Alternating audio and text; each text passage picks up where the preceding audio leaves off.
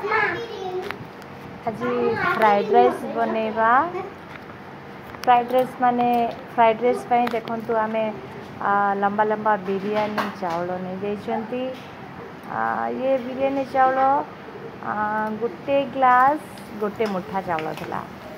प्रथमे से fried rice बनैबा गले से आमे किसी वेजिटेबल्स काटी देइतले।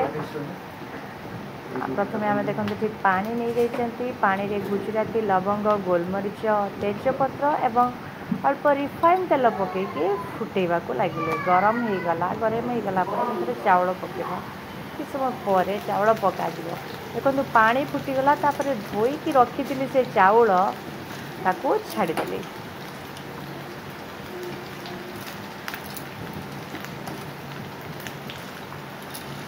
एपटे डेरसटा छणा हो जाइथिला। तापरे आमर काजू भी छणा जाइथिला, किशमिश छणा जाइथिला, पनीर छणा जाइथिला, गाजर छणा हला, आउ कैप्सिकम भी मध्य छाणी। एमिति सब अल्प तेल रे ताकू अच्छे से फ्राए कर देथिली। एपटे देखंतु आमर भात भी फुटी आसी। आउ एपटे आमर पनीर मध्य भजा होती। पनीर परिमाणटा अधिका थिला। एक्चुअली आम 3 जन खाइबा फ्राइड राइस से मो फ्राइड राइस 200 ग्राम पनीर पकईली। पुओ को पसंद पनीर तो पनीर सब पनीर खाली ही खोज बेसी पनीर पकईदे पिला मानू भल लगे। सब छाणिकी ए प्रस्तुत करागला। आगर इंग्रेडिएंट्स ए सेपटे भात रोसे होगला 80% कुक होगला।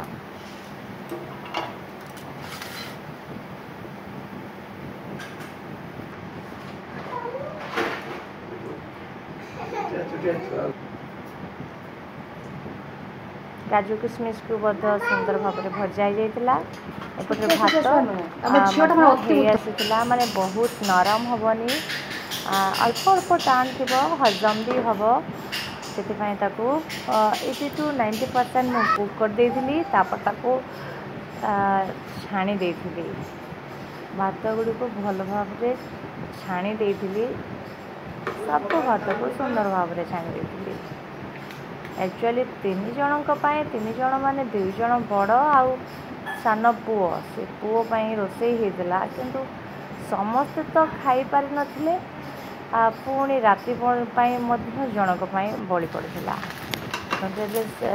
तेल पड़ा अल्प जस्ट तेल पड़ा भूसंग पत्र पड़ा। आउ काटिकी रखी किसी रसुण ताकू छाड़ी देइथिले। चॉप करके रखी फ्लेवरटा टी भल आसो। तापरे से बिरयानी भात को पकईदेली। भात को पकई घांटा लगे जस्ट स्वाद अनुसार अल्प जस्ट लुण टे छेंची देइथिले। तापर देखंतु से मु काजू किशमिश कैप्सिकम फ्राए गाजर फ्राए पनीर फ्राए एमती सब पकई मिक्स करने को लगे भात सहित। आ देखो लास्ट में रखी बेरेस्ता पियाज को काटिकी भाजिकी रखी लास्ट में ऐड करके गोलैकी पुणी बाहर करदे। बर्तमान किसी गोलमरीच गुंड देले हजम हम से गोलमरीच को जस्ट टिके भाजिकी गुंड करके बिछुड़ी देली। आउ ताकू भल भाव मिक्स करदे।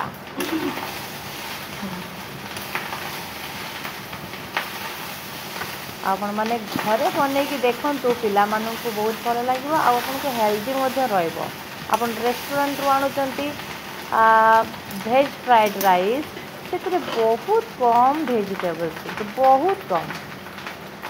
से लाभ भी किसी ना खाली भात टिके थी घी टे पड़ी घी भी पड़ूना मटर छुईटे पड़ुची बीन्स टे पड़ुची जस्ट अल्प पनीर पड़ुची गाजर टिके गाजर पड़ुची गाजर भी देखा मिले तो एमती अल्प किसी परिमाणर पड़ी ସେମାନେ ତାଙ୍କର କେବଳ ଭାତ ଭାତ ହିଁ ଦେଖାହେଉଥିବ ଫ୍ରାଏଡ଼୍ ରାଇସ୍ ଜଷ୍ଟ ଗୋଟେ ଗୋଟେ ନାଲି ଗ୍ରୀନ୍ ଏମିତି ଟିକେ ଟିକେ ଦେଖାଯାଏ କିନ୍ତୁ ଆମେ ଦେଖନ୍ତୁ ଆମେ ଯଦି ଘରେ ବନେଇକି ଖାଇବା ଆମେ ବିଭିନ୍ନ ପ୍ରକାର ଏଇଭଳି ପରିବାକୁ ପକେଇକି ଆମେ ଖାଇପାରିବା ଆମକୁ ଭିଟାମିନ୍ସ ବି ମିଳିବ ଆଉ ଆମକୁ ସ୍ୱାଦ ବି ଲାଗିବ ଦେଖନ୍ତୁ ସେଦିନ ଯେଉଁ ବନା ହେଇଥିଲା ଏଇ ଫ୍ରାଏଡ଼୍ ରାଇସ୍ ପୁରା ଖିଲା ଖିଲା ହେଇଥିଲା ଜମା ଭାତ ସହିତ ଭାତ ଲାଗୁନଥିଲା ତା ସହିତ ଟିକେ ଡାଲ ଫ୍ରାଏ କରିଦେଇଥିଲି ଆଉ ଯେହେତୁ ସେଦିନ